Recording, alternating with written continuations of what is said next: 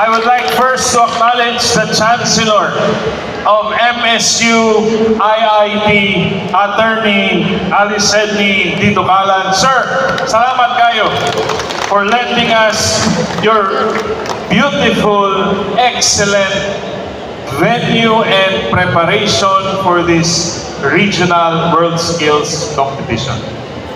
Sunod akong gusto i-acknowledge mga igsoon, isa sa haligi sa ahensya sa TESDA, one of the leaders that we always look up to, our Deputy Director General for TESD Operations, atong igsoon diri sa Region 10, atong higala Garbo sa Bukidnon, DDG Vidal Villanueva III. Thank you very much, DDG, for joining us. Of course, ang atong one of our strong partners diri sa Region 10, one of the LGUs who really believes in the power of technical vocational education and training. Iligan City Mayor Frederick Siao, represented by the City Administrator Dr. Darwin Manubag. Tama ba, sir? Thank you very much for joining us this afternoon. Ako sunod i-acknowledge, ladies and gentlemen, ang atong uptick nga Provincial Director di sa Lanao del Norte for sila yun ang frontline na nagpreparar ni ining atong event karong hapon. PD Noraya Akas and to your team, daghang salamat atong pagpangan si PD Noraya Akas. Also, I would like to extend my appreciation. PD Noraya Akas, PD Aya told me, sir, dako kay tabang ang atong stakeholders sa Iligan City and Lanao del Norte, ang atong Technical Vocational Association of Iligan City and Lanao del Norte. Sir Sam, salamat kayo sa inyong tabang. To our provincial directors, PD Jojo of Bukidnon, PD Romel of Misamis Occidental, PD Gigi of Misamis Oriental, Acting PD Carol of Camiguin, and of course PD Asnawi of Lanao del Sur. Thank you very much for leading your respective delegations. Also to my TESDA Region 10 family, dili na ako isa-isahon. Special recognition also, shout out to former Regional Director Rafael V. Abrugar. Pareho may pangalan. Nasa likod, akong mama. Joining us for this afternoon. To the competitors, the experts, the scholars, whom this afternoon is meant for, again, maayong hapon sa atong tanan. Allow me to read a short message. It is my honor to have this World Skills Northern Mindanao 2026 conducted with all of you. Tinabangay tang tanan. Dili pwede TESDA lang, dili pwede Techbook Association lang, dili pwede sila lang, dili pwede kita lang, kitang tanan. This year's gathering, of course, is more than just a competition. It is a celebration of talent, determination, and the power of skills to transform lives and communities. It is also a testament to what Northern Mindanao can achieve when the government, when industry partners also. Thank you very much for joining us this afternoon. State universities and colleges, I heard that some have joined us from all over the region. It is a testament that when government, industry, academe, and our training institutions work toward a common goal.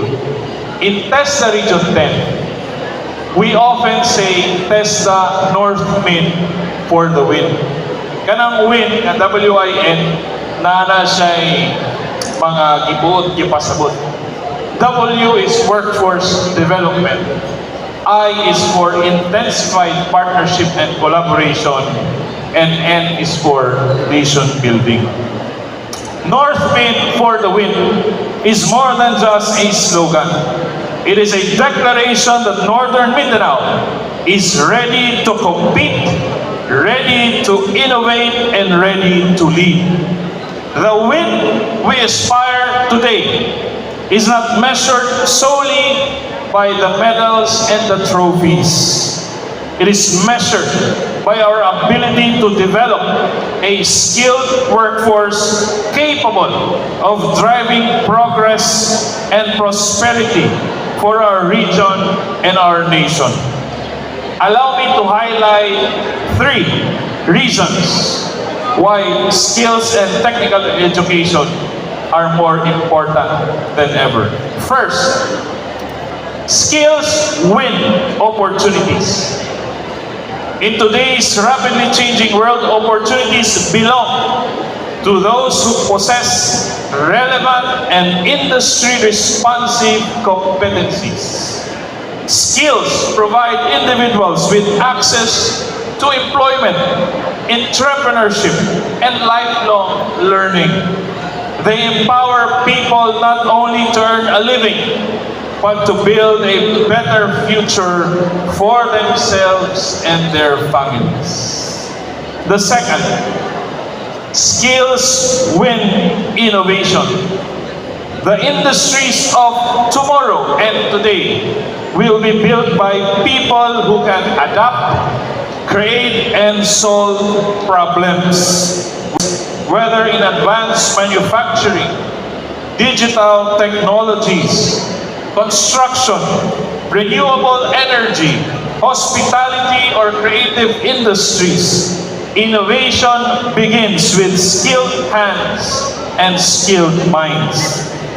Every competitor joining us this afternoon represents the innovative spirit that will drive Northern Mindanao forward. Third, skills win nations. A nation's competitiveness is determined not only by its resources, but by the quality of its human capital. Countries that invest in skills development are better positioned to attract investments, strengthen industries, create jobs, and improve the quality of life of their citizens. World Skills reminds us that every skilled individual contributes to nation building. As we celebrate these principles, my friends, we acknowledge the invaluable partnership of the Mindanao State University Iligan Institute of Technology. Atong usap pakpakan Chancellor Zed, who has been more than hands-on. DDG, mas hands-on pa si Chancellor Zed sa among preparasyon kaysa amo sa taga-TESDA. We acknowledge MSU IIT, who has demonstrated a clear commitment to developing future-ready talents and has been a steadfast partner in promoting excellence in skills and innovation. And I just want to inform all of you that the Philippine representative in mechatronics in World Skills Shanghai, China, is no other than coming from Mindanao State University, IIT. Kuyaw na sila. I may recognize if I saw them earlier, if pwede pa sila makatindog. Ma'am Faith na sila, nasa likod. They are the Philippine representatives. They have bested World Skills ASEAN last August 2025. They have competed in World Skills Taipei, Taiwan, and now they will be representing the Philippines in World Skills Shanghai, China. The next World Skills, I think, siguro si DDG na lang ang mag-announce kung mga schedule sa World Skills. But katong magdaog diri sa atong World Skills competition today, mo adto ta, subject to availability of funds. The Philippine World Skills Competition will be in Clark, Pampanga in August. So DDG Vidal will share more about that later. So maglarga ta dito kung kinsay mangdaog diri sa atong competition karon. We likewise recognize the local government unit of Iligan. Actually, dili kayo dako gyud ang budget sa TESDA. But because of the support of our LGU, and if I may be able to share also DDG, LGU Iligan City yearly has allocated how many PDIA? 10 million pesos worth of scholarship from the LGU funds para i-augment sa scholarship funds from TESDA. And that is, funds that will help more of our kababayans, more opportunities for our scholars. Through the active engagement of its City Technical Education and Skills Development Committee, they have a CTESDC, one of the few highly functional local skills councils in the country.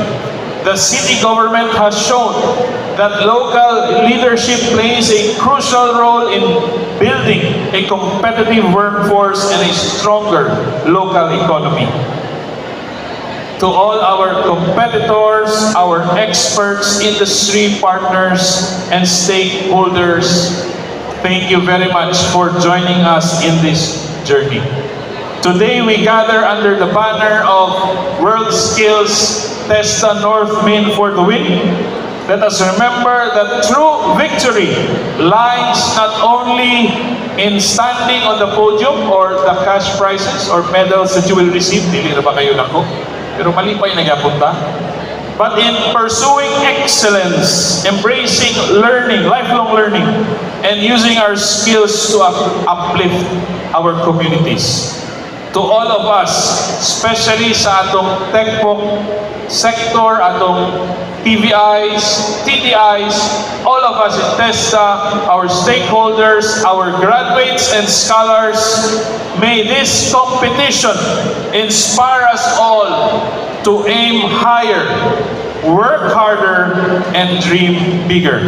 Because when skills flourish, industries grow.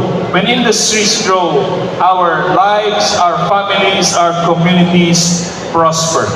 And when we prosper, Northern Mindanao grows as well. Welcome to the World Skills Northern Mindanao 2026. North Min for the win. Skills for the future, excellence for the nation. Daghang salamat sa inyong tanan, maayong hapon.